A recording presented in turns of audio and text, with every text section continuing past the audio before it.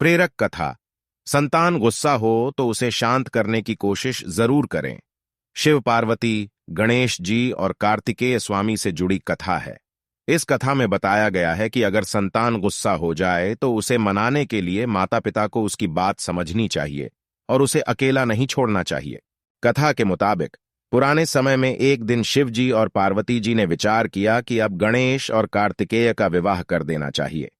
ये विचार करने के बाद उन्होंने कार्तिकेय स्वामी और गणेश जी को बुलाया और दोनों से कहा कि आप दोनों में से जो इस संसार की परिक्रमा करके पहले आएगा, हम उसका विवाह पहले कराएंगे। कार्तिकेय स्वामी तो अपने वाहन मोर पर बैठकर तुरंत उड़ गए, लेकिन गणेश जी अपने वाहन चूहे पर बैठे हुए थे। गणेश जी ने तुरंत ही माता पिता की परिक्रमा कर ली और कह दिया कि आप दोनों ही मेरे लिए संसार हैं। दूसरी ओर कार्तिकेय स्वामी को संसार की परिक्रमा करके लौटने में थोड़ा समय लग गया। जब कार्तिकेय स्वामी परिक्रमा करके लौटे तो उन्होंने देखा कि गणेश का विवाह हो गया है।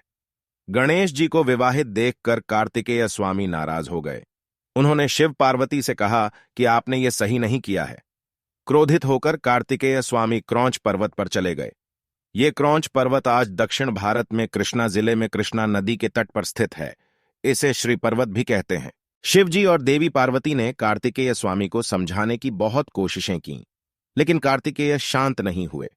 शिव पार्वती समझ गए कि कार्तिकेय बहुत ज्यादा गुस्से में है और ये वापस भी नहीं आएगा। तब दोनों ने तय कि वे ही कार्तिकेय से मिलने जाते रहेंगे।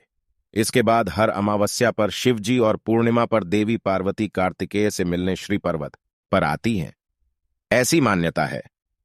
श्री पर्वत पर मल्लिकार्जुन ज्योतिर्लिंग स्थित है। इस ज्योतिर्लिंग में शिव पार्वती इन दोनों की ज्योतियां विराजित हैं। मल्लिका यानी पार्वती और अर्जुन यानी शिव जी। इस प्रसंग का संदेश ये है कि माता पिता को संतान का गुस्सा शांत करने का प्रयास करना चाहिए। अगर संतान का गुस्सा शांत नहीं होता है तो उसे अकेला नहीं छोड़ना चाहिए। बच्चों को शांत करने की कोशिश करें और उनकी बातें समझकर उनके लिए जो सही है, जिसमें उन्हें खुशी मिलती, वह करना चाहिए।